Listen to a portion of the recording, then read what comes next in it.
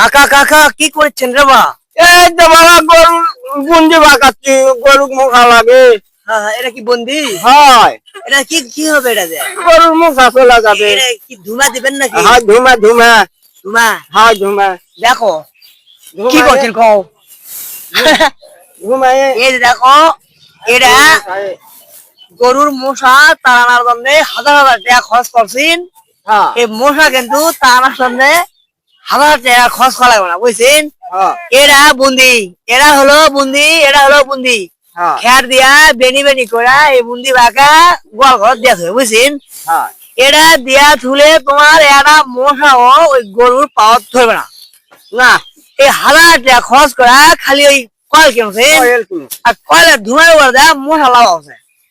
হ্যাঁ। ইংরেরা বুন্দি এই যে বুন্দি পাকা যদি তোমরা ধোঁয়া দাও তোমার গরু মশা লাগবে না, বুঝছেন? হ্যাঁ। চালাও হোক। হোক। আচ্ছা যে বুন্দি কে কয়েল তো আছে। আরে বাবা কয়েল দিয়া কাটায় না, হয় না। আলুর দাম নাই, কিছু নাই, আর কি করবো, পয়সা নাই, আর কি করবো বাপু। এই বুন্দি ধুমা এই বুন্দি ধুমাই দেই। গরুর পাতলা লাগে না ধুমা দিয়া?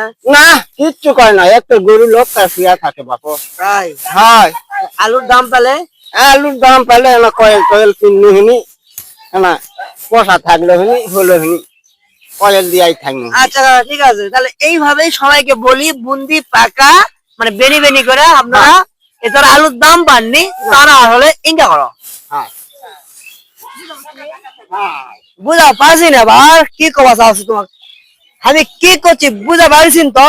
যারা আলুর দাম পায়নি ইনকা করে বুন্দি পাকা গলত দাও, মশা খেয়ে দাও। আর তুমি চাই ওই আলুর দাম নাই কিছু নাই কয়েল লিয়া টাকা নষ্ট করো না, ওই টাকা দেয়া চল বলে লেওয়া খরচ খাও। আরো